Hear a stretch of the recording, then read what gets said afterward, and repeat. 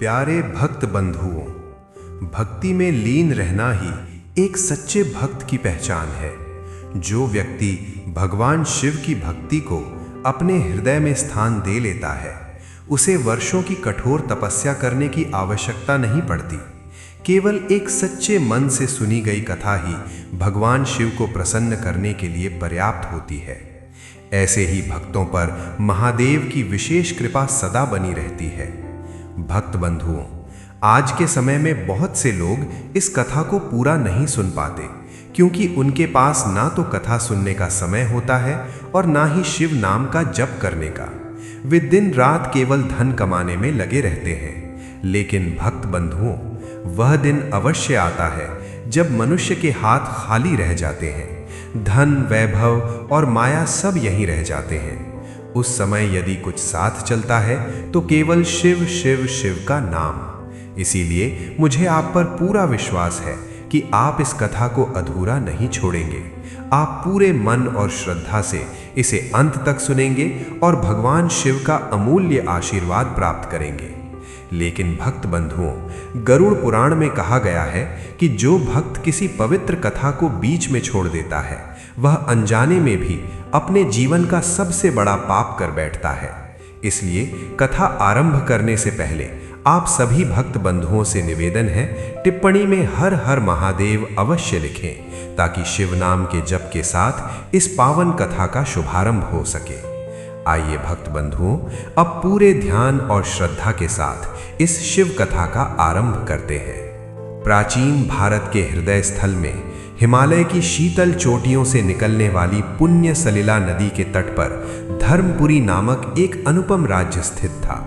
ये राज्य केवल अपनी सीमाओं के विस्तार के लिए नहीं, बल्कि अपनी सात्विकता और आध्यात्मिक आभा के लिए जाना जाता था। धर्मपुरी की धरती के कण कण में जैसे महादेव का वास था। यहाँ की वायु में सुगंधित धूप और शंखों की मधुर धुनी घुली रहती थी। धर्मपुरी का नगर नियोजन इतना अद्भुत था कि वहां ना कोई निर्धन था और ना कोई अभागा। राजधानी की चौड़ी सड़कों पर सोने के रथ नहीं, बल्कि संतों की पालकी और ज्ञानियों के झुंड चलते थे। नगर के हर घर के द्वार पर तुलसी का पौधा और द्वार के ऊपर भगवान शिव का त्रिशूल अंकित था। यहाँ के बाजारों में लेन देन छल कपट से नहीं, बल्कि सत्य की कसौटी पर होता था। कोई अपने घर में ताला नहीं लगाता था, क्योंकि प्रजा के मन में लोभ नहीं, संतोष का धन था। इस दिव्य नगरी के अधिपति थे राजा लक्षराज। जैसा उनका नाम था, वैसा ही उनका स्वभाव। वे एक ऐसे शासक थे जिनका एक ही लक्ष्य था, प्रजा का कल्याण। राजा लक्षराज का व्यक्तित्व अत्यंत प्रभावशाली था। उनकी भुजाएं घुटनों तक लंबी थीं, जो उनके पराक्रमी होने का प्रमाण थीं। किंतु उनकी आंखों में वो कोमलता थी जो एक बालक की मुस्कान में होती है। वे साक्षात शिव के अनन्य उपासक थे। राजा लक्षराज का जीवन सादगी की पराकाष्ठा था। यद्यपि उनके पास संसार के समस्त वैभव उपलब्ध थे, किंतु वे स्वयं को केवल एक न्यासी मानते थे। उनका मानना था कि राजा प्रजा का स्वामी नहीं, बल्कि उसका सेवक होता है। उनकी दिनचर्या सूर्योदय से पूर्व ब्रह्म मुहूर्त में आरंभ होती थी। राजा स्वयं मंदिर के प्रांगण की सफाई करते और शिवलिंग का जलाभिषेक करते थे। धर्मपुरी की न्याय व्यवस्था पूरे आर्यावर्त में प्रसिद्ध थी। राजा लक्षराज ने संकल्प लिया था कि उनके राज्य में कभी कोई पशु या पक्षी भी अन्याय का शिकार नहीं होगा। एक बार की बात है, राजा के बगीचे में एक मोर प्यास से व्याकुल होकर गिर पड़ा। जब राजा को यह ज्ञात हुआ तो उन्होंने स्वयं उस पक्षी को अपने हाथों से जल पिलाया और आदेश दिया कि पूरे राज्य में हर आधे कोस पर पशुओं के लिए जलकुंड बनवाए जाएं। उनकी इसी संवेदनशीलता ने उन्हें प्रजापिता की पदवी दिलाई थी। राजा लक्षराज युद्ध और हिंसा के प्रबल विरोधी थे। वे मानते थे कि युद्ध केवल अंतिम विकल्प होनी चाहिए। उन्होंने अपनी सेना को निर्देश दे रखा था कि वे केवल रक्षात्मक युद्ध का अभ्यास करें, कभी किसी पर आक्रमण न करें। राजा की इसी नीति के कारण पड़ोसी राज्य भी धर्मपुरी का सम्मान करते थे। राजा अक्सर राजसभा में कहते थे, युद्ध केवल विनाश लाता है, जो समस्या प्रेम से सुलझ सकती है, उसे रक्त से सींचना मूर्खता है। राजमहल के भीतर का वातावरण भी अत्यंत शांत और धार्मिक था। रानी सुमित्रा, जो राजा की शक्ति और प्रेरणा थी, वे साक्षात अन्नपूर्णा का स्वरूप मानी जाती थी। महल के मुख्य द्वार पर प्रतिदिन हजारों निर्धनों को भोजन कराया जाता था, और इन सब के बीच पूरे राज्य की आंखों का तारा थे राजकुमार शंभुराज। शंभुराज अभी किशोरावस्था में ही थे, किंतु उनमें अपने पिता की कोमलता और दादाओं का शौर्य एक साथ झलकता था। वे शास्त्र विद्या में जितने निपुण थे, उतने ही शिव भक्ति में लीन रहते थे। धर्मपुरी में शिक्षा का स्तर भी अत्यंत ऊंचा था। यहाँ के गुरुकुलों में केवल युद्ध कला ही नहीं, बल्कि मानवता, नैतिकता और अध्यात्म का पाठ पढ़ाया जाता था। युवक बलवान थे, पर उनमें अहंकार का नामो निशान नहीं था। समाज के हर वर्ग में समरसता थी। ब्राह्मण, क्षत्रिय, वैश्य और शूद्र सब मिलकर एक परिवार की भांति रहते थे। लेकिन भक्तों, जहां प्रकाश होता है, वहां छाया भी अवश्य होती है। राजा लक्षराज की इस शांति और अहिंसा को कुछ लोग उनकी कमजोरी समझने लगे थे। उत्तर की दिशा में अंधकपुर का राजा कालकेतु, जो घोर अधर्मी और हिंसक था, उसकी काली दृष्टि धर्मपुरी के इस ऐश्वर्य पर पड़ी।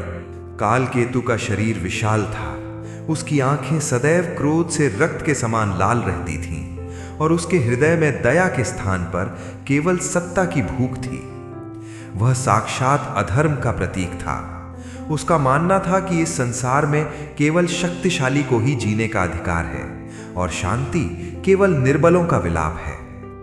कालकेतु ने अनेक छोटे छोटे राज्यों को अपने पैरों तले रौंद दिया था।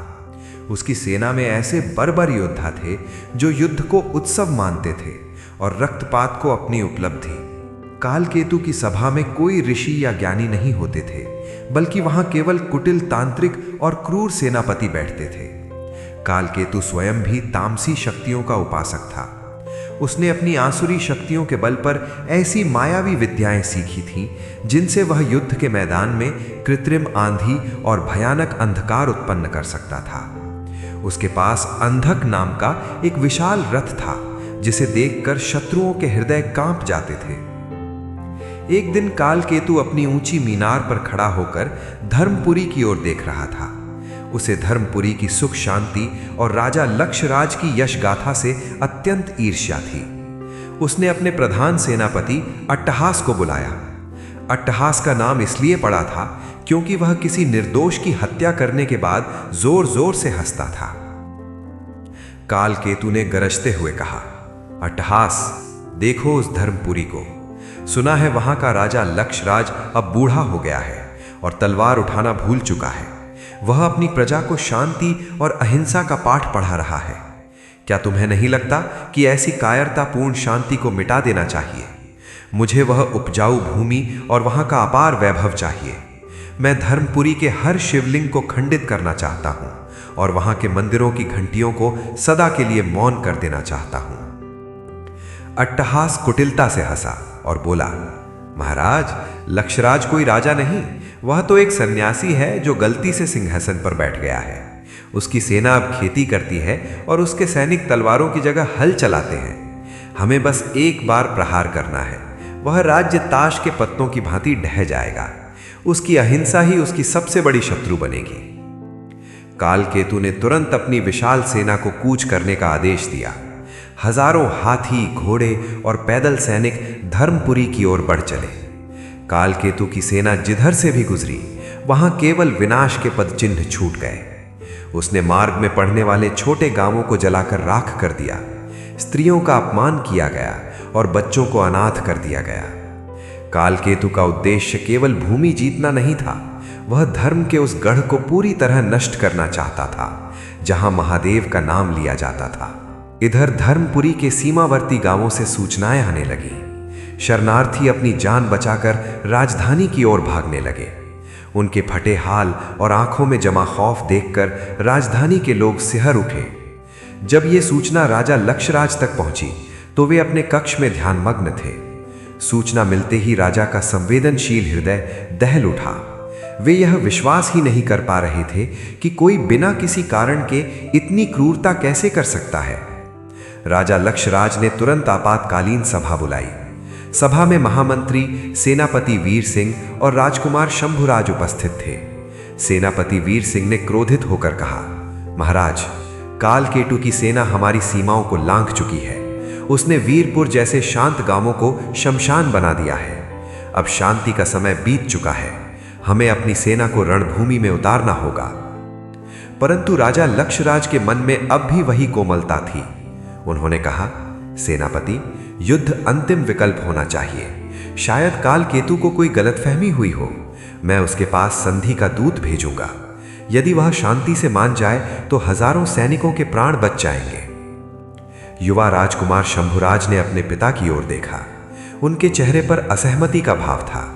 उन्होंने दृढ़ स्वर में कहा, पिताजी, कालकेतु जैसे भेड़िए संधि की भाषा नहीं समझते। वे केवल शक्ति की भाषा समझते हैं। आप दया की बात कर रहे हैं, पर वह हमारी प्रजा का लहू बहा रहा है। आपकी यह कोमलता अब हमारे लिए संकट बनती जा रही है। राजा लक्षराज दुविधा के गहरे भंवर में फंस गए। एक ओर उनका वह संस्कार था जिसने कभी किसी को पीड़ा नहीं दी, और दूसरी ओर वह राजा का धर्म था जो अपनी प्रजा की रक्षा की पुकार कर रहा था। कालकेतु का अधर्म अब धर्मपुरी की दहलीज पर दस्तक दे रहा था। वह शांति जिसे राजा ने वर्षों तक सींचा था, अब आग की लपटों में घिरने वाली थी। कालकेतु की सेना ने अब राजधानी से मात्र कुछ कोस की दूरी पर डेरा डाल लिया था।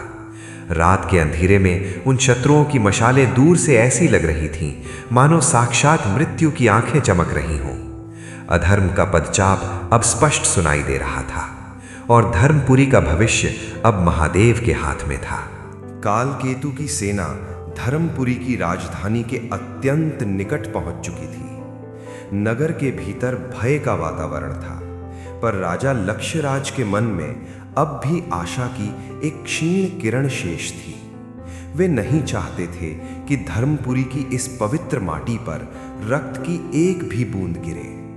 उन्होंने अपने सबसे विद्वान और शांत स्वभाव के मंत्री सौम्यदत्त को शांति का दूत बनाकर कालकेतु के शिविर में भेजने का निर्णय लिया। राजकुमार शंभुराज और सेनापति वीर सिंह ने इस निर्णय का कड़ा विरोध किया। सेनापति ने कहा, महाराज, कालकेतु जैसे असुर को दूत भेजना अपनी दुर्बलता प्रदर्शित करना है। वह संधि नहीं, समर्पण चाहता है। किंतु राजा ने उनकी बात नहीं मानी और कहा, यदि दूत भेजने से एक भी निर्दोष का प्राण बचता है तो मैं ये अपमान सहने को तैयार हूं। मंत्री सौम्यदत्त श्वेत ध्वज लेकर कालकेतु के शिविर पहुंचे। वहां का दृश्य अत्यंत डरावना था। चारों ओर मांस पकने की गंध थी। सैनिक अपनी तलवारें पत्थर पर घिस रहे थे, और अधर्मी कालकेतु अपने ऊंचे सिंहासन पर बैठा मदिरा पान कर रहा था। जैसे ही सौम्यदत्त भीतर प्रविष्ट हुए, कालकेतु के सैनिकों ने उनका उपहास करना शुरू कर दिया। सौम्यदत्त ने धैर्य के साथ कहा, हे राजन, मैं धर्मपुरी के महाराजा लक्ष्यराज का संदेश लाया हूं। हम युद्ध नहीं, शांति चाहते हैं। आप हमारी सीमाएं छोड़कर वापस चले जाएं। राजा लक्ष्यराज ने उदारता दिखाते हुए आपकी पिछली भूलों को क्षमा करने का वचन दिया है। ये सुनते ही कालकेतु के अट्टहास से पूरा शिविर गूंज उठा। वह अपने स्थान से उठा और सौम्यदत्त के समीप आकर बोला, क्षमा? वह बूढ़ा लक्ष्यराज मुझे क्षमा करेगा? जाकर अपने कायर राजा से कह दो कि कालकेतु किसी की दी हुई भीख नहीं लेता, वह छीनना जानता है। यदि उसे शांति चाहिए तो वह कल सूर्योदय से पहले अपनी राजधानी की चाबियां मेरे चरणों में रख दे, अपनी सेना को भंग कर दे और स्वयं संन्यास लेकर वन में चला जाए। मंत्री सौम्यदत्त ने स्वाभिमान के साथ उत्तर दिया, महाराज, लक्ष्यराज न्यायप्रिय हैं, पर वे कायर नहीं हैं। उनकी कोमलता को उनकी शक्तिहीनता मत समझो। क्रोध से पागल होकर कालकेतु ने अपनी मर्यादा खो दी। उसने चिल्लाकर कहा, दूत, तुम मुझे उपदेश देता है? उसने अपने सैनिकों को आदेश दिया, इस दूत की नाक और कान काट दो और इसे वापस इसके राजा के पास भेज दो, ताकि लक्ष्यराज देख सके कि उसकी शांति का क्या मूल्य है। सैनिकों ने वैसा ही किया। लहूलुहान अवस्था में जब सौम्यदत्त राजधानी के मुख्य द्वार पर पहुंचे तो पूरे नगर में सन्नाटा छा गया। राजा लक्ष्यराज जब द्वार पर आए और अपने प्रिय मंत्री की यह दुर्दशा देखी तो उनका हृदय शोक और क्रोध की अग्नि में जलने लगा। सौम्यदत्त ने गिरते गिरते केवल इतना कहा, महाराज, वह मनुष्य नहीं, साक्षात राक्षस है। अब केवल शस्त्र ही उत्तर है। राजा लक्ष्यराज की आंखों में आंसू थे, पर वे आंसू अब करुणा के नहीं बल्कि प्रलय के थे। उन्होंने महसूस किया कि उनकी शांति प्रियता ने उनके अपनों को ही संकट में डाल दिया है। राजा ने वह तलवार उठाई जिसे उन्होंने वर्षों से छुआ तक नहीं था। उन्होंने आकाश की ओर देखा और गरजते हुए कहा, हे महादेव, गवाह रहना, मैंने अंतिम क्षण तक शांति का प्रयास किया, पर अब यदि रक्त बहेगा तो उसका उत्तरदायी कालकेतु होगा। उसी क्षण राजा ने युद्ध का शंखनाद करने का आदेश दिया। राजधानी के मंदिरों में बजने वाली घंटियां अब युद्ध के नगाड़ों में बदल गईं। जो सैनिक अब तक शांति की मुद्रा में थे, उनकी भुजाएं फड़कने लगीं। राजकुमार शंभुराज ने अपने पिता के चरणों की धूल माथे पर लगाई और अपनी तलवार म्यान से बाहर निकाल ली। कालकेतु ने केवल एक दूत का अपमान नहीं किया था, उसने धर्मपुरी की आत्मा पर प्रहार किया था। राजा लक्ष्यराज का वह संकल्प कि वे कभी हिंसा नहीं करेंगे, अब प्रजा की रक्षा के संकल्प के आगे छोटा पड़ गया था। राजा ने अपनी कोमल त्वचा पर लौह कवच धारण किया और अपने मस्तक पर विजय का तिलक लगाया। पूरी रात राजधानी में हथियारों को तेज किया गया। माताओं ने अपने पुत्रों को तिलक लगाकर विदा किया और पत्नियों ने अपने पतियों को धर्म की रक्षा की शपथ दिलाई। राजा लक्ष्यराज ने उस रात अन्न का त्याग कर दिया और केवल महादेव के रुद्र रूप का ध्यान किया। उन्हें समझ आ गया था कि कभी कभी शांति की स्थापना के लिए युद्ध की अग्नि से गुजरना अनिवार्य होता है। दूत सौम्यदत्त के अपमान और कालकेतु की बर्बरता ने राजा लक्ष्यराज को भीतर तक झकझोर दिया था। यद्यपि उन्होंने युद्ध की घोषणा कर दी थी, किंतु उनका मन अब भी शांत नहीं था। वे रात के सन्नाटे में अपने कक्ष के झरोखे से बाहर देख रहे थे। सामने दूर पहाड़ियों पर कालकेतु की सेना की मशालें जल रही थीं, जो किसी भयानक स्वप्न की भांति लग रही थीं। राजा के मन में बार बार विचार आ रहा था कि क्या वे हजारों सैनिकों को मृत्यु के मुंह में ढकेलने के दोषी नहीं होंगे? क्या उनकी वर्षों की अहिंसा की साधना व्यर्थ चली गई? वे अपनी तलवार को देख रहे थे और उनके हाथ कांप रहे थे। उन्हें लग रहा था कि वे इस रक्तपात को सह नहीं पाएंगे। तभी कक्ष के द्वार खुले और रानी सुमित्रा ने प्रवेश किया। उनके हाथ में एक प्रज्वलित दीपक था। उन्होंने देखा कि राजा का मस्तक झुका हुआ है और उनकी आंखों में वो तेज नहीं है जो एक सेनापति में होना चाहिए। रानी समझ गई कि राजा इस समय अपनी करुणा और कर्तव्य के बीच छिड़े युद्ध में हार रहे हैं। रानी सुमित्रा राजा के समीप आईं और अत्यंत धीमे किंतु गंभीर स्वर में बोली, स्वामी, ये कैसी दुविधा है? युद्ध का शंखनाद हो चुका है और आप अब भी स्वयं से युद्ध कर रहे हैं। क्या आपको अपनी प्रजा की पुकार सुनाई नहीं दे रही, जो कालकेतु के भय से कांप रही है? राजा लक्ष्यराज ने मुड़कर देखा और रुंधे हुए गले से कहा, सुमित्रा, मैं एक राजा हूं, पर मेरा हृदय एक पिता का भी है। मैं सोच रहा हूं कि कल जब रणभूमि में रक्त की नदियां बहेंगी तो कितनी माताओं की गोद सूनी हो जाएगी। क्या शांति का मार्ग इतना कठिन है कि उसे पाने के लिए हजारों प्राणों की बलि चढ़ानी पड़ेगी? क्या मैं अधर्म का नाश करने के चक्कर में स्वयं हिंसा का मार्ग तो नहीं चुन रहा? रानी सुमित्रा की आंखों में एक अद्भुत चमक उभरी। उन्होंने दीपक को मेज पर रखा और राजा के सामने खड़ी होकर ओजस्वी वाणी में कहा, महाराज, आप जिसे हिंसा कह रहे हैं वो वास्तव में धर्म की रक्षा है। शस्त्र उठाना ही केवल हिंसा नहीं होता, बल्कि अत्याचार को सहना और दुष्ट को दंड न देना सबसे बड़ी हिंसा है। यदि एक विषैला सर्प नगर में घुस आए तो उसे मारना क्रूरता नहीं, बल्कि नगरवासियों के जीवन की रक्षा करना है। रानी आगे बोली, स्वामी, आपने वर्षों तक अहिंसा का पालन किया, वो श्रेष्ठ था, पर अहिंसा केवल बलवानों को शोभा देती है, कायरों को नहीं। जब अधर्म अपनी मर्यादा भूल जाए और साक्षात काल बनकर द्वार पर खड़ा हो, तब क्षमा करना अपराध बन जाता है। याद रखिए, आप केवल एक व्यक्ति नहीं हैं, आप धर्मपुरी का वज्र हैं। यदि वज्र ही कोमल हो गया तो धर्म की रक्षा कौन करेगा? राजा लक्ष्यराज निःशब्द होकर रानी की बातें सुन रहे थे। रानी सुमित्रा ने राजा की ढाल उठाई और उनके सामने रखते हुए कहा, महाराज, अपनी प्रजा की आंखों में देखिए, वे आपसे जीवन की भीख नहीं मांग रहे, वे आपसे अपना स्वाभिमान और अपने धर्म की सुरक्षा मांग रहे हैं। यदि आज आप पीछे हटे तो इतिहास ये कहेगा कि एक राजा की व्यक्तिगत कोमलता के कारण एक पूरी संस्कृति विनाश की भेंट चढ़ गई। क्या आप आने वाली पीढ़ियों को ये कलंक देना चाहेंगे? रानी के इन तर्कों ने राजा के हृदय पर चोट की। उनका विवेक जागने लगा। रानी ने अंतिम प्रहार करते हुए कहा, स्वामी, भगवान श्री कृष्ण ने भी अर्जुन को रणभूमि में यही सिखाया था कि मोह का त्याग करो और कर्म करो। आज काल केतु को हराना केवल आपकी इच्छा नहीं, ये महादेव का आदेश है। उठिए, अपने पूर्वजों के शौर्य का स्मरण कीजिए और इस कोमलता को अपनी शक्ति बनाइए। राजा लक्षराज का चेहरा धीरे धीरे बदलने लगा। उनकी आंखों की नमी अब एक दृढ़ संकल्प की ज्वाला में बदल गई। उन्होंने रानी की ओर देखा और उनके स्वर में अब अटूट विश्वास था। उन्होंने कहा, सुमित्रा, तुमने आज मेरी आंखें खोल दी। मैं मोह के अंधकार में भटक गया था। तुमने मुझे स्मरण कराया कि राजा का हृदय कोमल भले हो, पर उसका हाथ वज्र की तरह दृढ़ होना चाहिए।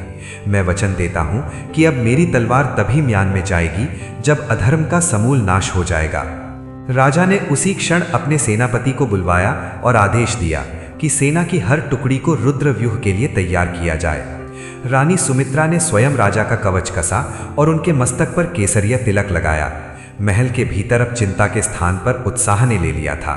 दासियां और अन्य रानियां भी अब शस्त्र पूजन की तैयारी में जुट गईं।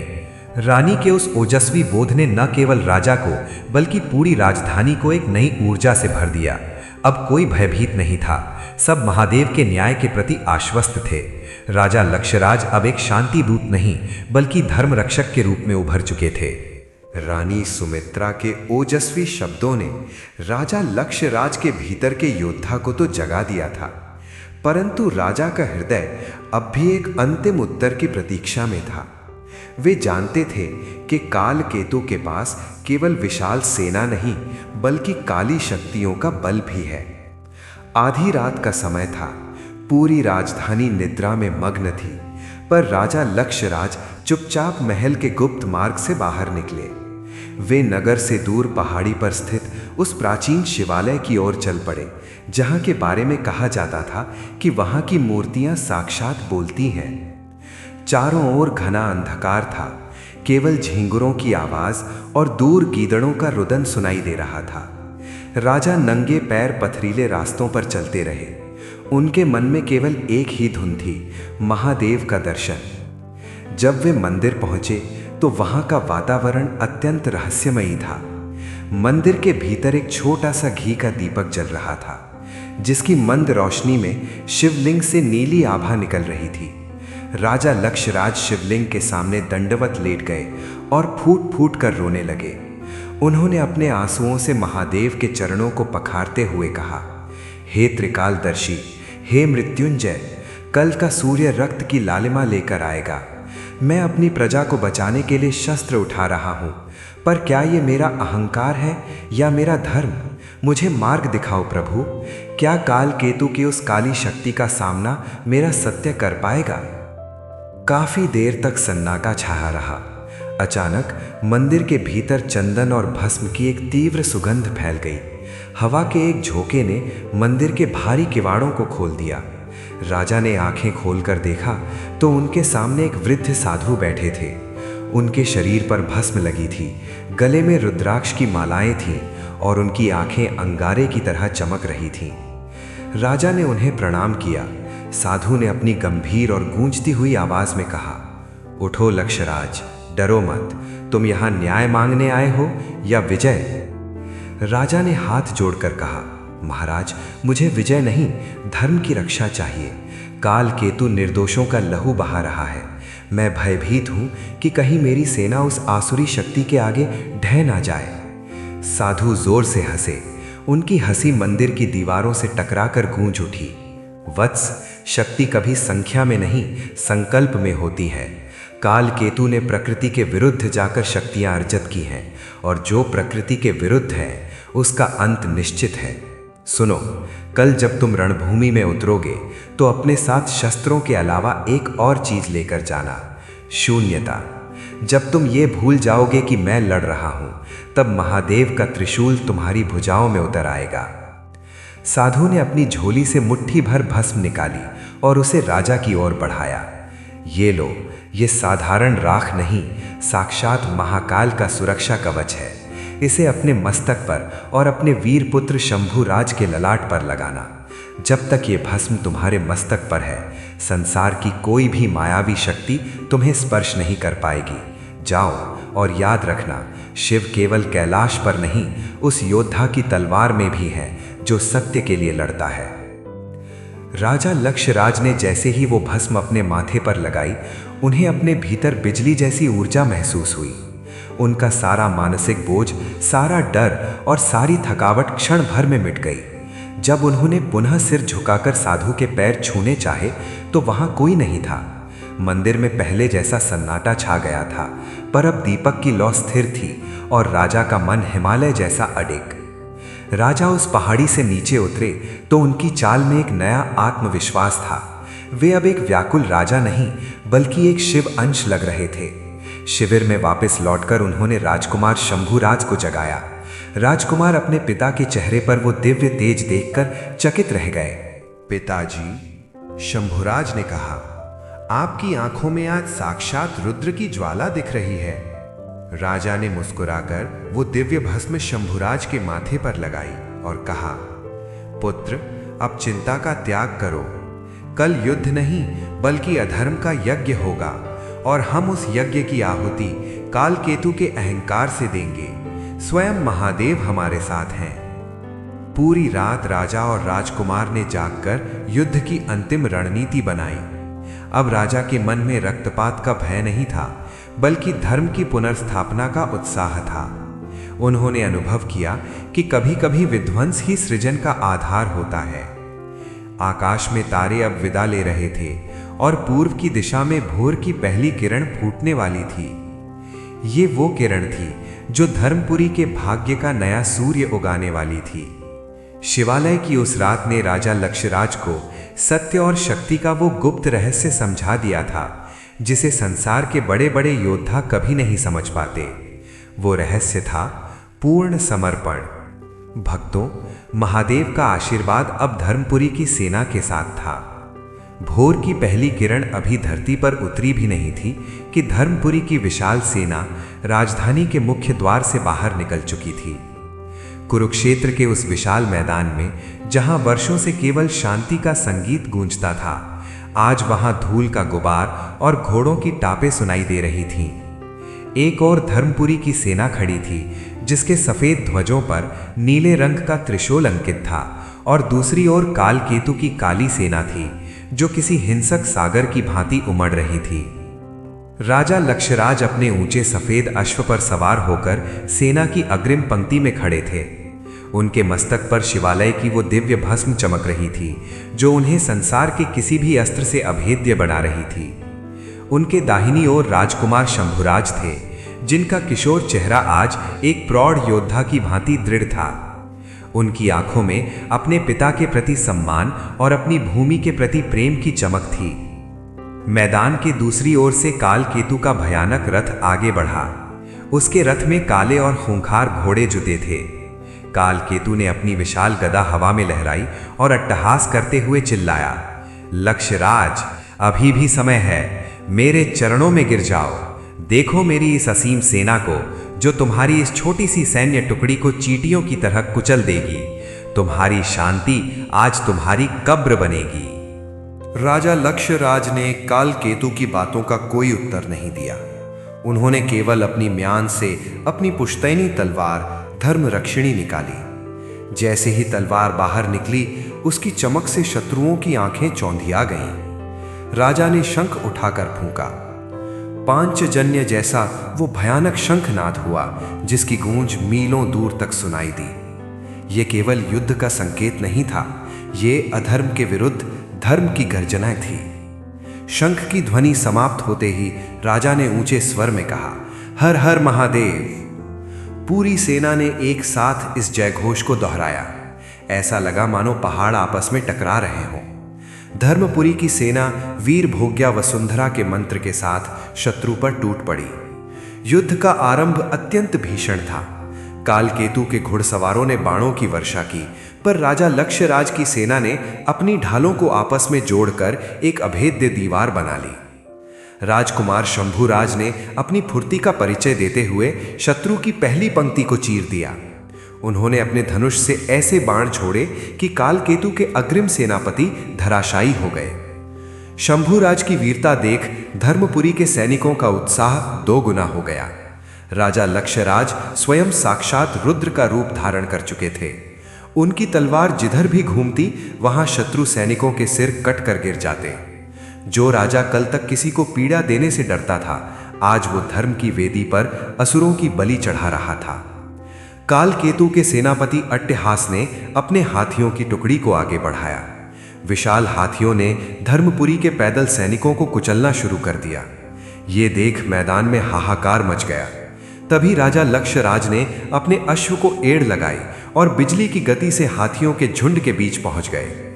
उन्होंने हाथियों के महावतों पर सटीक प्रहार किए, जिससे हाथी दिशाहीन होकर स्वयं कालकेतु की सेना को ही कुचलने लगे। दोपहर होते होते कुरुक्षेत्र की पीली मिट्टी लाल होने लगी थी। टूटे हुए रथ, गिरे हुए ध्वज और वीरों के शव रणभूमि की विभीषिका की गवाही दे रहे थे। कालकेतु ने जब देखा कि उसकी विशाल सेना एक छोटे से राज्य के सैनिकों के सामने पिछड़ रही है, तो उसने अपनी मायावी शक्तियों का सहारा लेने का निश्चय किया। उसने अपने रथ पर खड़े होकर कुछ गुप्त मंत्रों का जाप किया और अपनी काली गदा को धरती पर पटका। अचानक तपते हुए दोपहर के सूरज को काले बादलों ने ढक लिया। चारों ओर ऐसा घना अंधकार छा गया कि सैनिकों को अपने पास खड़ा साथी भी दिखाई नहीं दे रहा था। इस अंधकार के बीच से भयानक राक्षसी आवाजें आने लगीं और अदृश्य शक्तियों ने धर्मपुरी के सैनिकों पर प्रहार करना शुरू कर दिया। सैनिकों में भगदड़ मचने लगी। ये क्या हो रहा है? हम किससे लड़ रहे हैं? की आवाजें गूंजने लगी। राजा लक्ष्यराज ने महसूस किया कि ये कालकेतु का छल है। उन्होंने अपनी आंखें बंद की और उस दिव्य भस्म का स्मरण किया जो साधु ने उन्हें दी थी। जैसे ही राजा ने ओम नमः शिवाय का जाप किया, उनके मस्तक पर लगी भस्म से एक तीव्र श्वेत प्रकाश फूट पड़ा।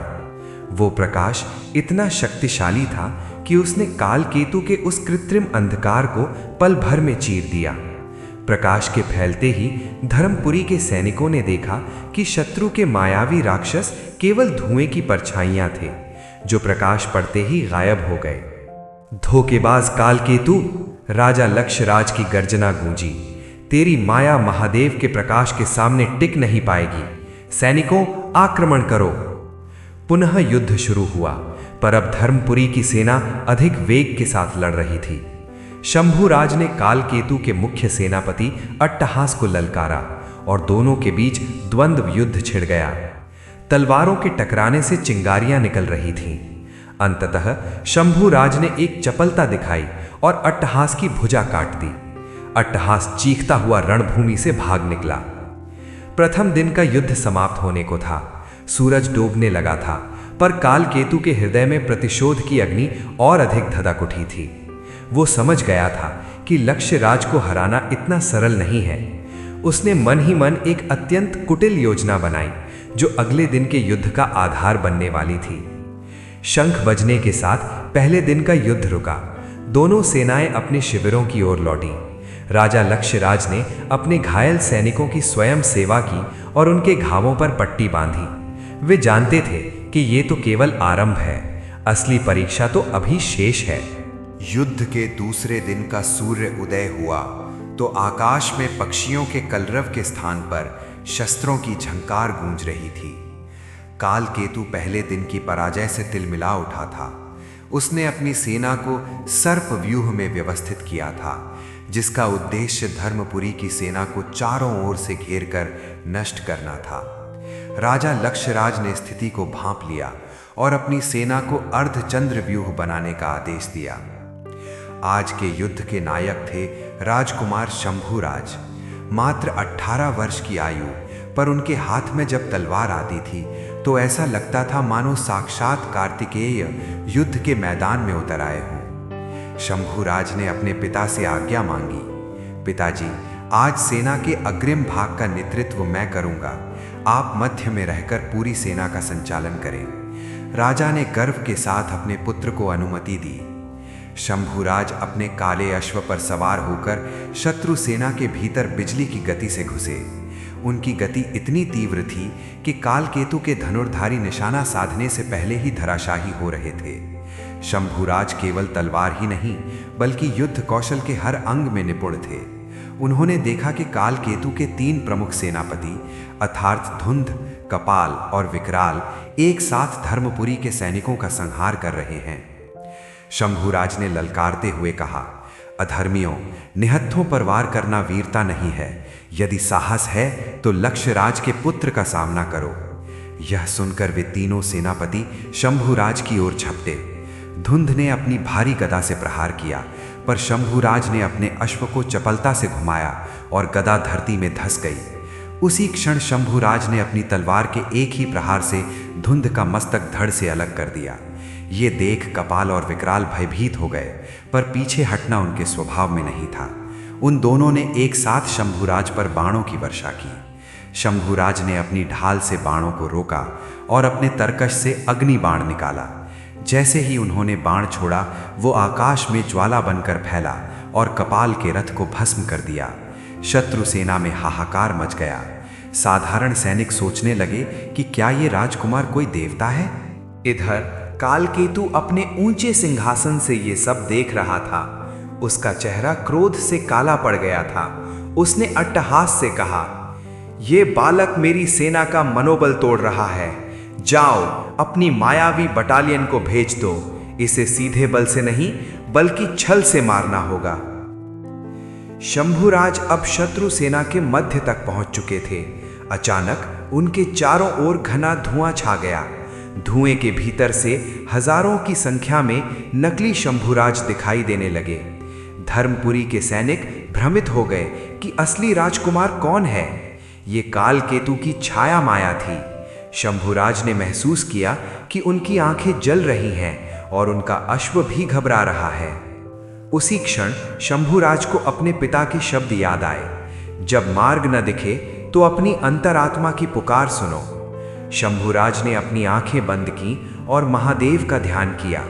उन्हें याद आया कि उनके मस्तक पर वो दिव्य भस्म लगी है।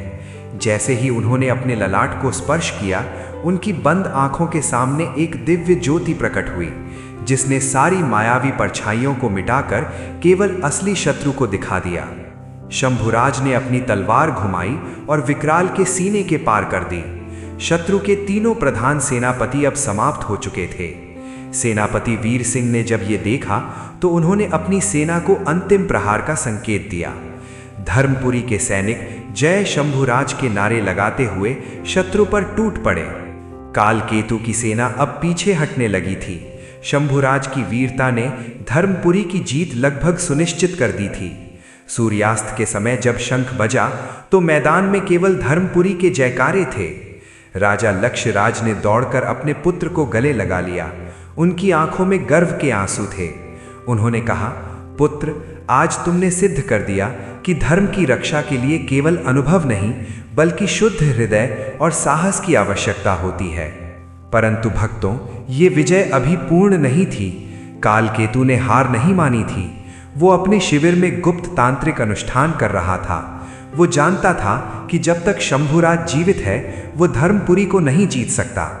उसने शपथ ली कि अगले दिन वो छल की ऐसी बिसात बिछाएगा जिसमें राजकुमार का बचना असंभव होगा। दूसरे दिन का अंत हो चुका था।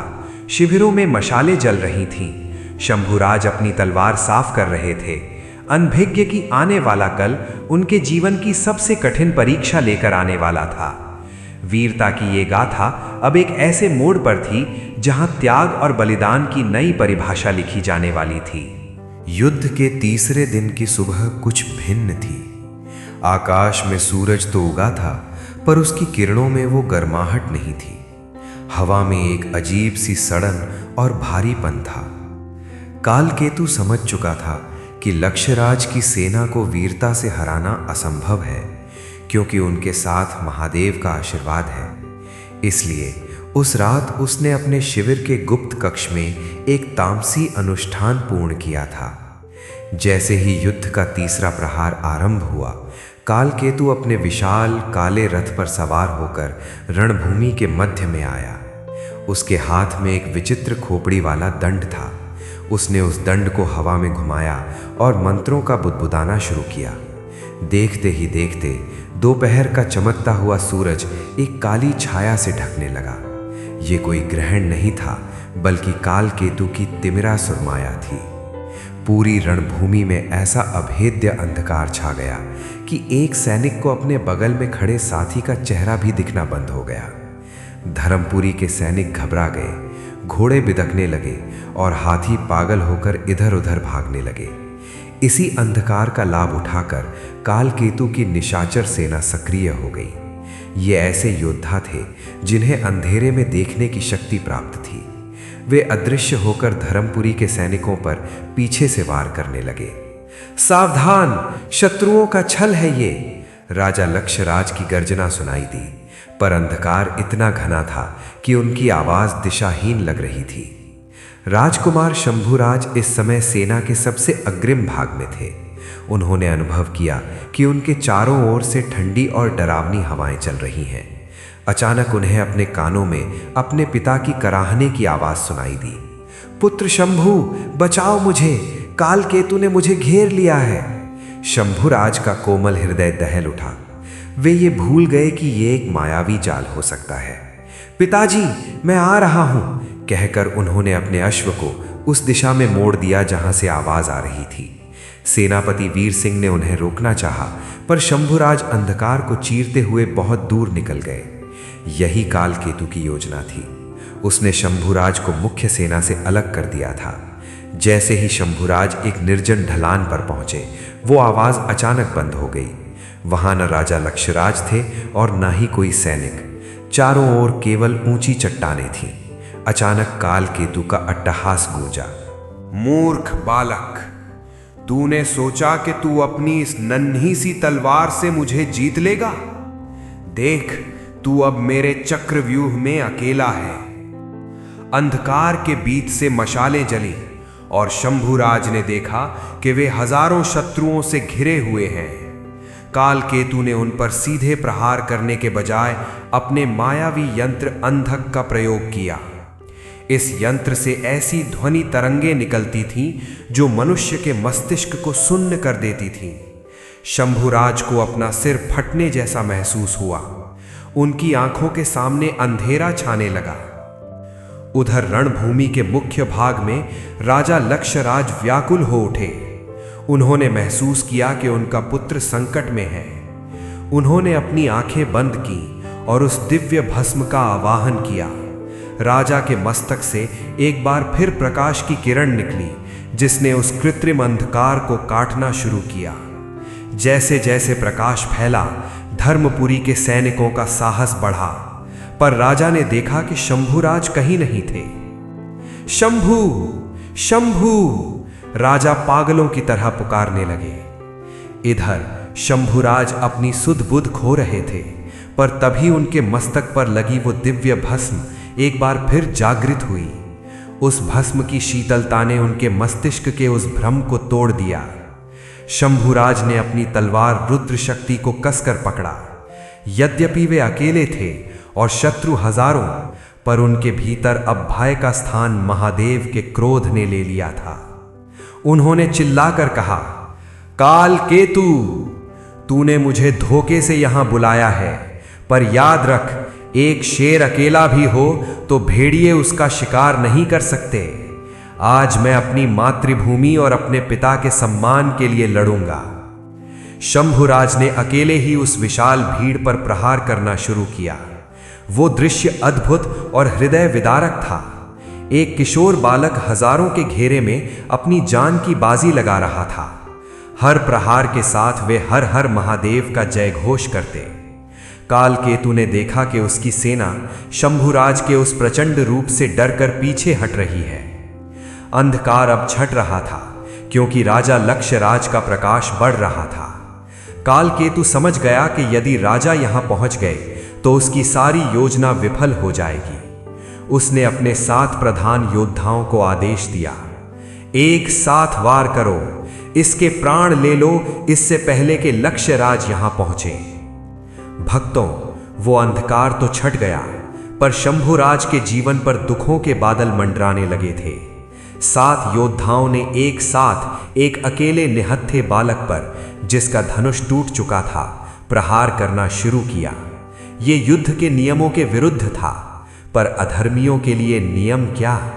काल केतु अब समझ चुका था कि दिव्य भस्म के प्रकाश के सामने उसकी कोई भी मायावी शक्ति नहीं टिक पाएगी। इसलिए उसने अब उस मर्यादा को तोड़ने का निश्चय किया जो युद्ध के नियमों की आधारशिला होती है। काल केतु ने अपने शिविर में अपने गुप्त घातक दस्ते रक्त पिशाच को बुलाया। ये वे योद्धा थे जो न नियम मानते थे और न धर्म। उसने उन्हें आदेश दिया, आज राजा लक्ष्यराज को उलझा कर रखो और उस बालक शंभुराज को अकेले में घेर लो। वो राजा लक्ष्यराज की आत्मा है, यदि आत्मा मर गई तो शरीर स्वयं गिर जाएगा। रणभूमि में शंखनाद हुआ। राजा लक्ष्यराज ने अनुभव किया कि आज शत्रु की व्यूह रचना कुछ भिन्न है। काल केतु ने अपनी सेना को मकर व्यूह में रखा था। राजा लक्ष्यराज ने अपनी सेना का नेतृत्व संभाला, पर जैसा कि काल केतु ने योजना बनाई थी, शत्रु के 10 सबसे शक्तिशाली सेनापतियों ने एक साथ राजा लक्ष्यराज पर आक्रमण कर दिया। राजा उनके प्रहारों को रोकने में व्यस्त हो गए। इधर राजकुमार शंभुराज सेना के दाहिने भाग का नेतृत्व कर रहे थे। अचानक काल केतु की एक टुकड़ी पीछे हटने लगी, जैसे वे डर कर भाग रहे हों। शंभुराज ने सोचा कि शत्रु कमजोर पड़ रहा है और उन्होंने उनका पीछा करना शुरू किया। वे पीछा करते करते मुख्य सेना से काफी दूर एक रेतीले मैदान में पहुंच गए। अचानक रेत के भीतर से लोहे के जाल ऊपर उठे और शंभुराज का अश्व उसमें फंसकर गिर पड़ा। शंभुराज संभल कर खड़े होते उससे पहले ही चारों ओर से काल केतु के रक्त पिशाच योद्धाओं ने उन्हें घेर लिया। काल केतु स्वयं वहां अपने रथ पर खड़ा अट्टहास कर रहा था। शंभुराज, आज तेरा प्रकाश बुझने वाला है, काल केतु ने चिल्लाकर कहा। सैनिकों, एक साथ वार करो। युद्ध के नियमों के अनुसार एक अकेले योद्धा पर केवल एक ही योद्धा वार कर सकता है, पर यहां सैकड़ों सैनिक एक अकेले राजकुमार पर टूट पड़े। शंभुराज ने अपनी तलवार रुद्र शक्ति को चूमा और गर्जना की, हर हर महादेव। शंभुराज ने वो वीरता दिखाई जिसकी मिसाल आज भी दी जाती है। उन्होंने अकेले ही उन सैकड़ों सैनिकों के प्रहारों को झेलना शुरू किया। उनके शरीर पर अनगिनत घाव हो रहे थे, उनके कवच के टुकड़े टुकड़े हो गए थे, पर उनकी तलवार रुकने का नाम नहीं ले रही थी। वे साक्षात यमराज की भांति शत्रुओं का संहार कर रहे थे। उन्होंने काल केतु के 3 सेनापतियों को एक ही झटके में काट डाला। शंभुराज का लहू धरती पर गिर रहा था और ऐसा लग रहा था मानो धरती मां अपने वीर पुत्र का रक्त का अभिषेक कर रही हो। काल केतु ने देखा कि इतना घायल होने के बाद भी ये बालक पीछे नहीं हट रहा है। डर के मारे काल केतु ने स्वयं अपनी गदा उठाई और पीछे से शंभुराज के मस्तक पर प्रहार करने का प्रयास किया। शंभुराज ने अंतिम क्षण में उसे देख लिया और झुक गए, पर उसी समय एक अन्य सैनिक ने उनके पैरों पर वार कर दिया। शंभुराज घुटनों के बल गिर पड़े, फिर भी उन्होंने अपनी तलवार नहीं छोड़ी।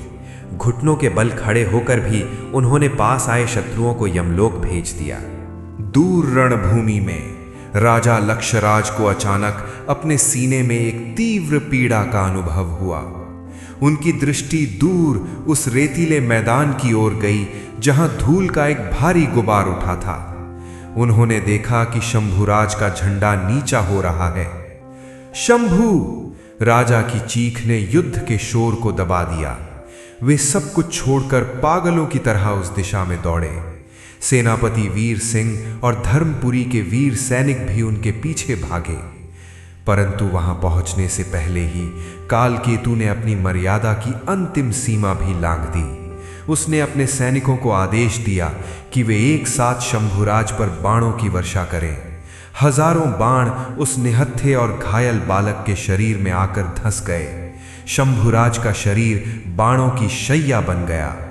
अंतिम क्षणों में शंभुराज ने आकाश की ओर देखा। उनकी आंखों में आंसू नहीं बल्कि एक संतुष्टि थी। उन्होंने धीरे से कहा, महादेव, मैंने अपना धर्म निभाया। जैसे ही राजा लक्षराज वहां पहुंचे, उन्होंने देखा कि उनका वीर पुत्र धरती पर गिरा हुआ है। कालकेतु राजा को आता देख डर के मारे अपने रथ सहित भाग निकला। राजा अपने अश्व से कूदे और शंभुराज के पास पहुंचे। उन्होंने अपने पुत्र का सिर अपनी गोद में रख लिया। शंभु, आंखें खोलो पुत्र, देखो तुम्हारे पिता आए हैं। राजा का स्वर कांप रहा था। शंभुराज ने एक अंतिम बार आंखें खोली। उन्होंने अपने खून से लथपथ हाथ से अपने पिता के मस्तक को छुआ और मंद स्वर में बोले, पिताजी, रोना मत, मैं महादेव के पास जा रहा हूं, धर्म की रक्षा करना। और इसके साथ ही धर्मपुरी के उस चमकते हुए सितारे की आंखें सदा के लिए बंद हो गईं। शंभुराज का प्राण पखेरु उड़ चुका था। सन्नाटा छा गया। केवल हवा के रोने की आवाज सुनाई दे रही थी। राजा लक्षराज अपने पुत्र के निष्प्राण शरीर को देख रहे थे। जो राजा शांति का पुजारी था, जिसने कभी किसी जीव की हत्या नहीं की थी, आज उसके सामने उसके इकलौते पुत्र का छल से किया गया शव पड़ा था। भक्तों, उस क्षण राजा लक्षराज के भीतर कुछ मर गया और कुछ अत्यंत भयानक जन्म लेने लगा। उनकी आंखों की करुणा लुप्त हो गई और वहां से वो ज्वाला फूटने लगी जो केवल प्रलय के समय शिव की तीसरी आंख से निकलती है। राजा लक्षराज धीरे धीरे खड़े हुए। उनके चारों ओर की वायु भारी हो गई। आसमान काला पड़ गया और बिजली कड़कने लगी। राजा ने शंभुराज की तलवार उठाई और उसे आकाश की ओर तान दिया। ये वो पल था जब राजा दयावान का अंत हुआ और रुद्र का प्राकट्य हुआ। रणभूमि के उस रेतीले मैदान में सन्नाटा पसरा था। हवा रुक गई थी और ऐसा लग रहा था मानो प्रकृति भी शंभुराज के बलिदान पर शोक मना रही हो।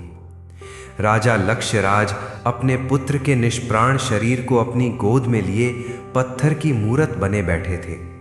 उनके श्वेत वस्त्र शंभुराज के रक्त से लाल हो चुके थे। राजा की आंखों से आंसू गिरना बंद हो गए थे, पर उनकी आंखों का रंग धीरे धीरे गहरा लाल होने लगा था। सेनापति वीर सिंह और धर्मपुरी के सैनिक सिर झुकाए खड़े थे।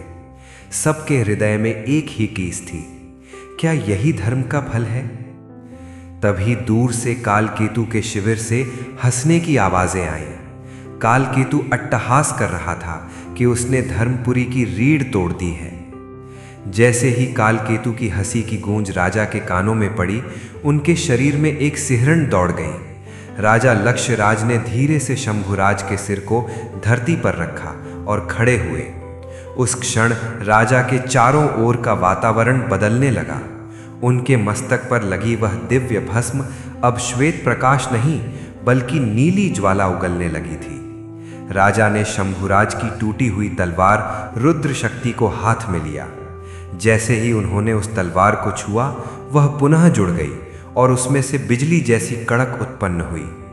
राजा ने आकाश की ओर देखा और एक ऐसी गर्जना की जिससे धरती कांप उठी। कालकेतु!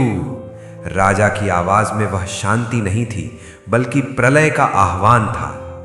तूने आज केवल मेरे पुत्र की हत्या नहीं की, तूने अपनी मृत्यु को आमंत्रित किया है।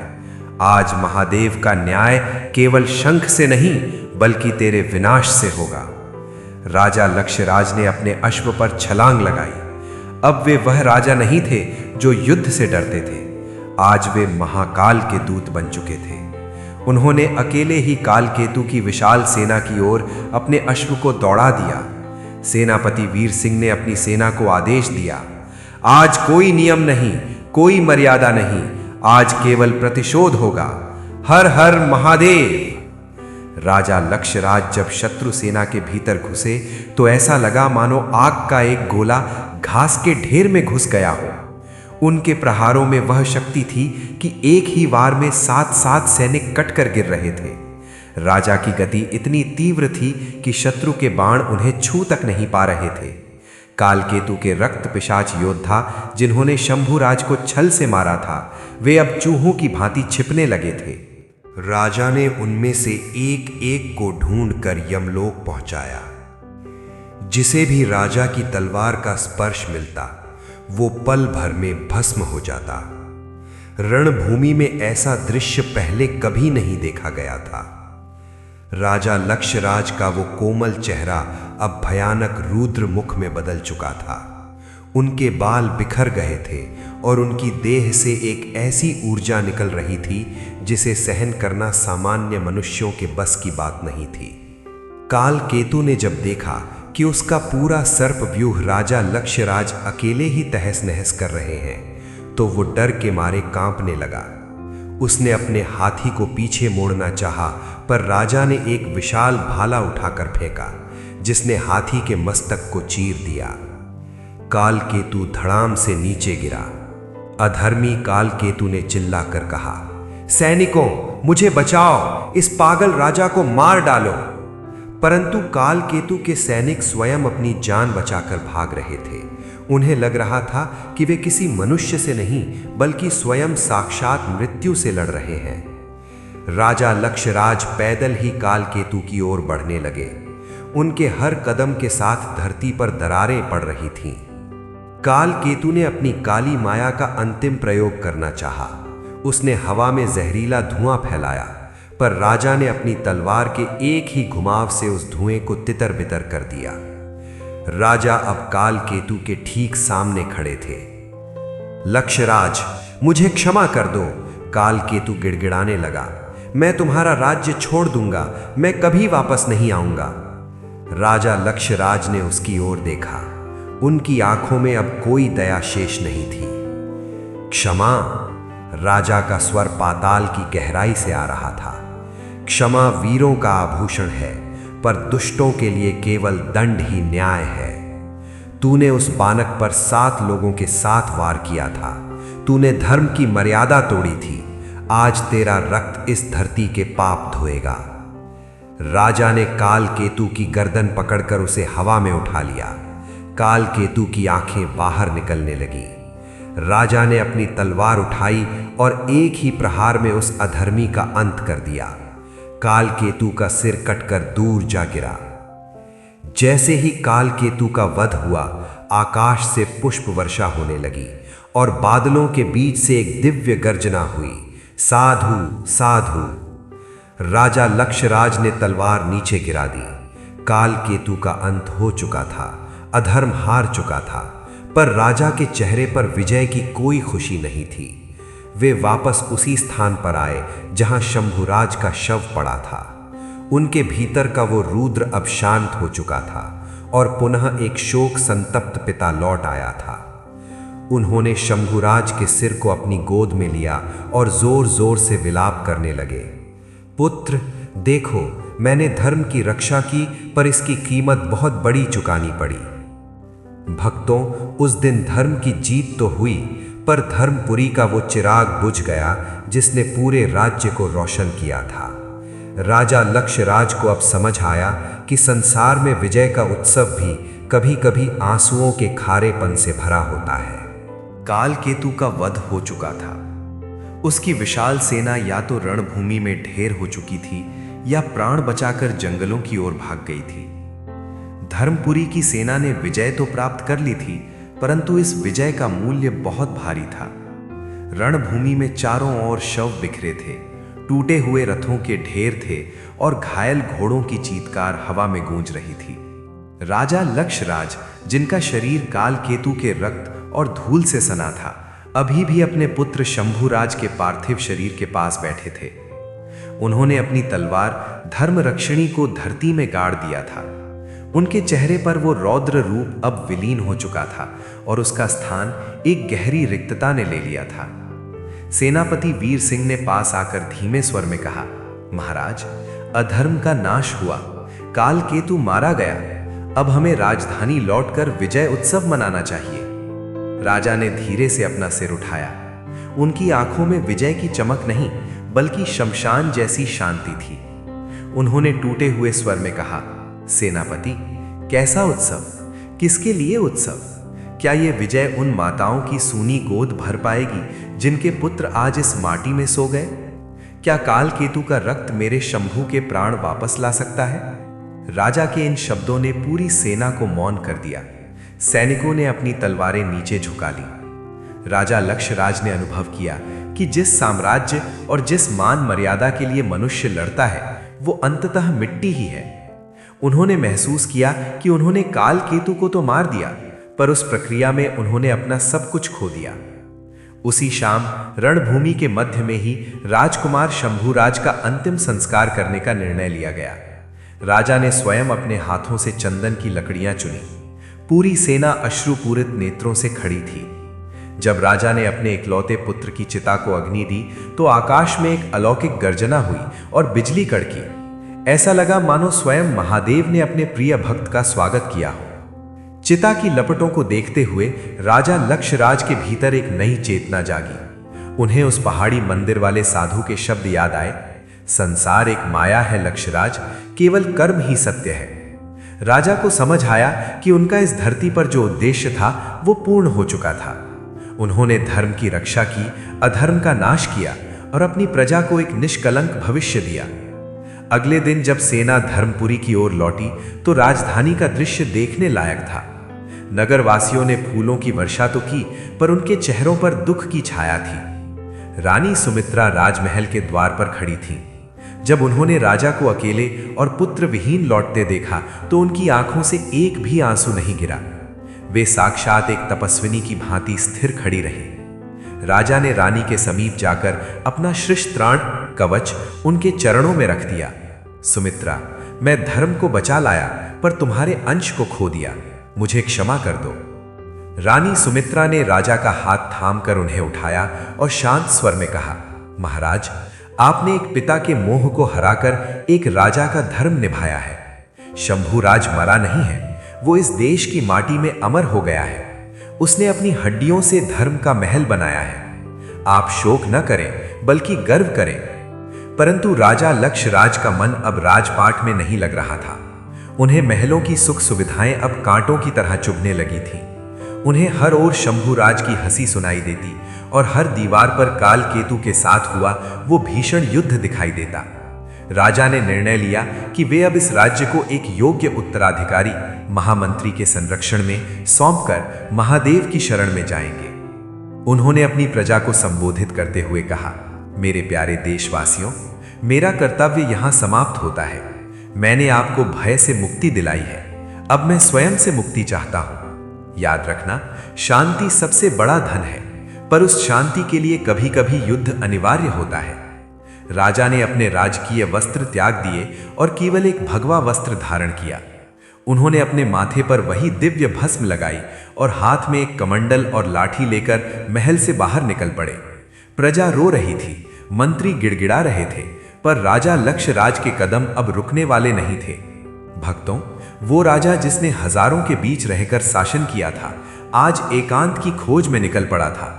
वो विजय के शिखर पर होकर भी सब कुछ त्याग चुका था। इसी को राजर्षि कहा जाता है, जो राजा होकर भी ऋषि बन जाए। धर्मपुरी की सीमाओं को पार करते समय राजा लक्षराज ने एक बार पीछे मुड़कर अपनी प्रिय राजधानी को देखा।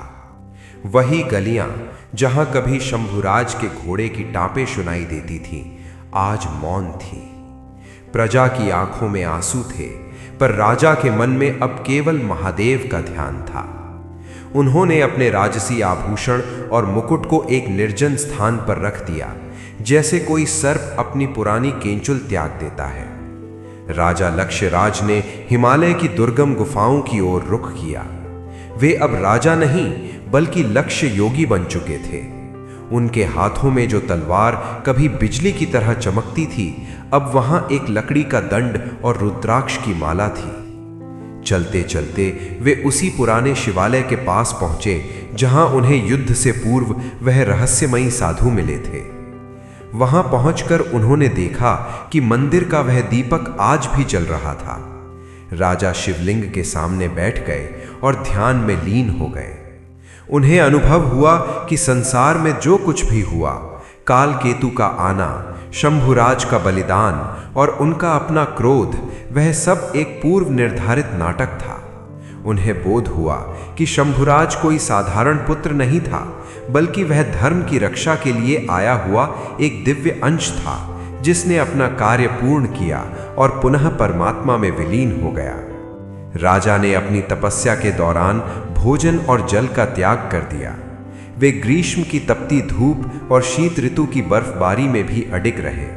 उनका शरीर क्षीण हो गया था, पर उनके चेहरे पर वह तेज लौट आया था जो काल केतु का वध करते समय भी नहीं था। यह तेज विजय का नहीं, बल्कि आत्मज्ञान का था।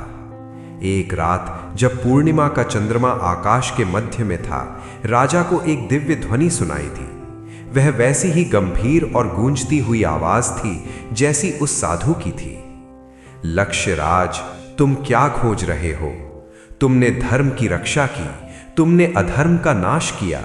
अब तुम इस एकांत में क्या पाना चाहते हो? राजा ने आंखें खोलीं और देखा कि उनके सामने साक्षात महादेव का किरात रूप प्रकट हुआ है। राजा ने उनके चरणों में अपना मस्तक रख दिया और बोले, हे देवाधिदेव, मैंने अपना कर्तव्य निभाया, पर मेरे भीतर का वह पिता अब भी शांत नहीं है। मुझे वह मार्ग दिखाइए जहां मोह का अंत होता है और आत्मा परमात्मा से मिलती है। भगवान शिव मुस्कुराए और बोले, पुत्र, शंभुराज मरा नहीं है। वह अब भी तुम्हारे भीतर, तुम्हारी प्रजा के साहस में और इस धर्मपुरी की माटी की सुगंध में जीवित है। जो सत्य के लिए बलिदान होता है, वह कभी लुप्त नहीं होता। तुम्हारा विलाप ही तुम्हारी बाधा है। उस विलाप को त्याग कर लोक कल्याण में विलीन हो जाओ। उस दिव्य दर्शन के बाद राजा लक्ष्यराज का हृदय पूरी तरह हल्का हो गया। उन्हें साक्षात अनुभव हुआ कि शंभुराज उनके समीप ही खड़े हैं और मुस्कुरा रहे हैं। राजा ने अपनी तपस्या के अंतिम चरण में उस स्थान पर एक दिव्य मंदिर बनाने का संकल्प लिया, जो आने वाली पीढ़ियों को ये बताएगा कि धर्म की रक्षा के लिए क्या त्याग करना पड़ता है। वे वापस धर्मपुरी के निकट आए, पर महल में नहीं गए। उन्होंने राजधानी के बाहर एक कुटिया बनाई। अब वे प्रजा के शासक नहीं, बल्कि परामर्शदाता बन गए थे। नया राजा, महामंत्री का पुत्र, जिसे लक्ष्यराज ने गोद लिया था, हर कठिन निर्णय से पहले उनके पास आता और राजा लक्ष्यराज उन्हें धर्म और न्याय का पाठ पढ़ाते। अंतिम दर्शन का वो समय अब निकट था। प्रजा ने देखा कि राजा अब धीरे धीरे भौतिक संसार से पूरी तरह कट रहे हैं। उन्होंने अपनी प्रजा को अंतिम विदाई देते हुए कहा, मेरे बच्चों, याद रखना, शरीर नश्वर है पर कर्म अमर। मैंने अपने पुत्र को खोया ताकि तुम सुरक्षित रहो। अब तुम इस शांति की रक्षा वैसे ही करना जैसे कोई माँ अपनी संतान की करती है। भक्तों, वो दृश्य अत्यंत भावुक था। पूरा राज्य अपने प्रिय राजा को विदा देने के लिए उमड़ पड़ा था। राजा लक्ष्यराज ने अपनी कुटिया से बाहर निकलकर अंतिम बार आकाश की ओर हाथ उठाए और हर हर महादेव का उच्चारण किया। उस क्षण आकाश से एक ज्योतिपुंज नीचे आया और राजा का शरीर धीरे धीरे उस ज्योति में विलीन होने लगा। प्रजा ने देखा कि जहां राजा खड़े थे, वहां अब केवल भस्म का एक ढेर शेष था और हवा में चंदन की दिव्य सुगंध फैल गई थी। राजा लक्ष्यराज अपने प्रिय पुत्र शंभुराज के पास महादेव के कैलाश धाम की ओर प्रस्थान कर चुके थे।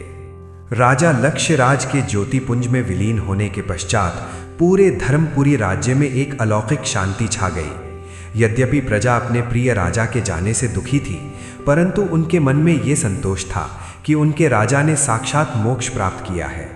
महामंत्री और नए राजा ने निर्णय लिया कि जिस स्थान पर राजकुमार शंभुराज ने अपने प्राणों की आहुति दी थी और जहां राजा लक्ष्यराज को शिव सायुज्य प्राप्त हुआ, वहां एक ऐसा मंदिर बनाया जाए जो युगों युगों तक इस बलिदान की गाथा सुनाता रहे। उस रेतीले मैदान की मिट्टी को जब खोदा गया तो वहां से एक अद्भुत दृश्य प्रकट हुआ।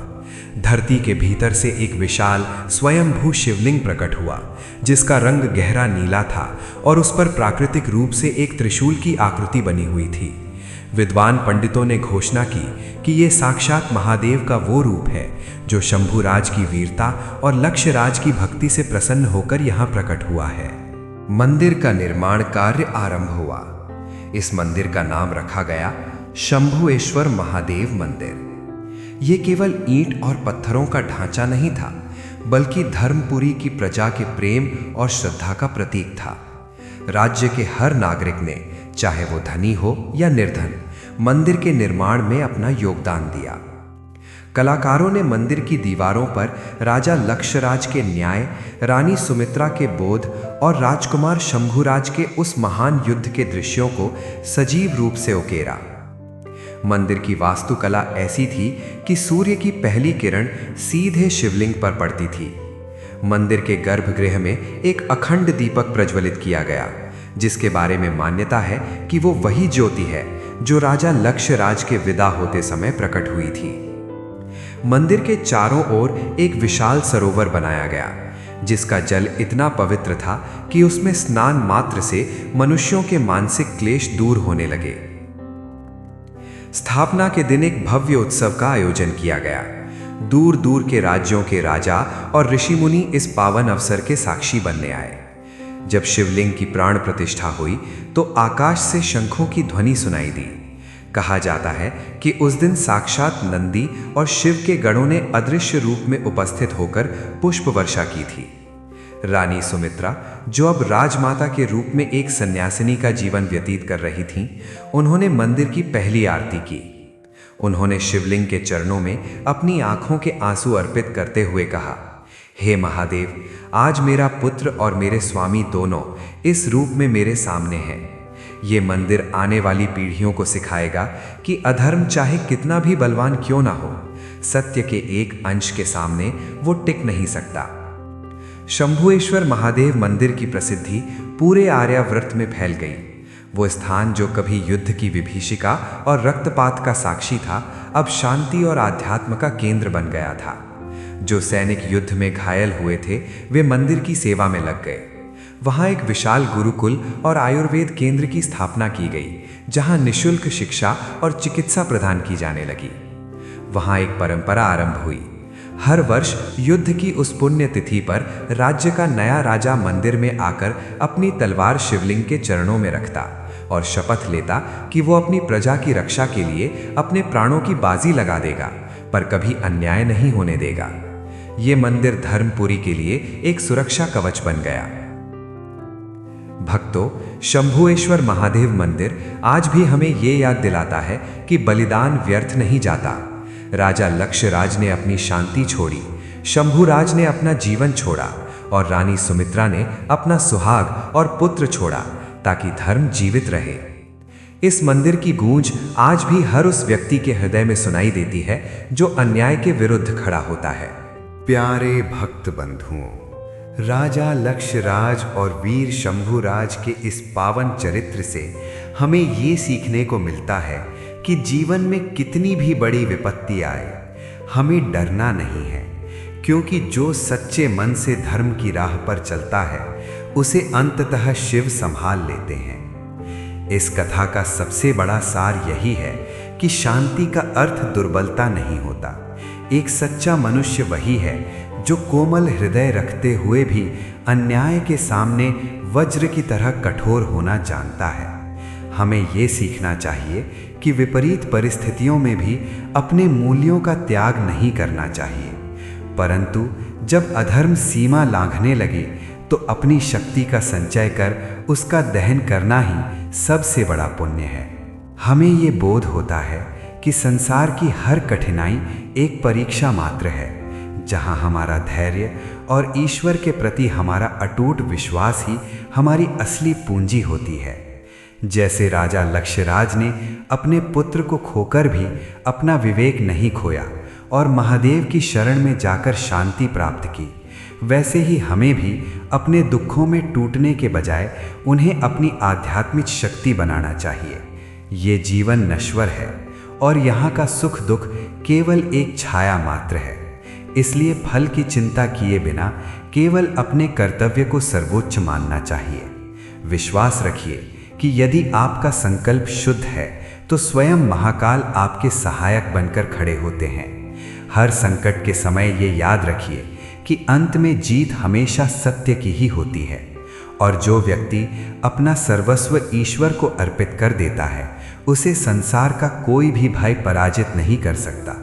शिव ही आदि हैं और शिव ही अंत हैं, वही हमारे जीवन की नैया के खेवनहार हैं। भक्तों, जो व्यक्ति राजा लक्षराज की इस कथा को श्रद्धापूर्वक सुनता या पढ़ता है उसके जीवन से अधर्म का अंधकार मिट जाता है और उसे कठिन समय में सही निर्णय लेने की शक्ति प्राप्त होती है। ये कथा केवल एक कहानी नहीं बल्कि जीवन जीने का एक मार्ग है, शांति से लेकर शौर्य तक और शौर्य से लेकर शिव तक। प्यारे भक्त बंधुओं, यदि ये शिव कथा आपके हृदय को छू गई हो, यदि आपको इससे शांति, विश्वास और भक्ति का भाव मिला हो, तो हमारे श्री ज्ञान YouTube चैनल को अवश्य सब्सक्राइब करें। आपका एक छोटा सा सब्सक्राइब हमारे लिए नहीं बल्कि उन असंख्य भक्तों के लिए है जिन तक ये शिव भक्ति की ज्योति पहुंचेगी। और अब कथा की समाप्ति पर मैं भगवान शिव से विनती करता हूँ, हे भोलेनाथ, जिस भी भक्त ने इस पावन कथा को श्रद्धा और विश्वास के साथ अंत तक सुना, आप उसके जीवन के सभी दुख और कष्ट हर लें। उसके घर में सुख, शांति और समृद्धि का वास हो। उसकी संतान की रक्षा करें। उसके परिवार पर अपनी विशेष कृपा बनाए रखें। हे महादेव, उसे सदा धर्म, भक्ति और सत्य के मार्ग पर चलने की शक्ति दें। इसी प्रार्थना के साथ हर हर महादेव। जय शिव शंकर।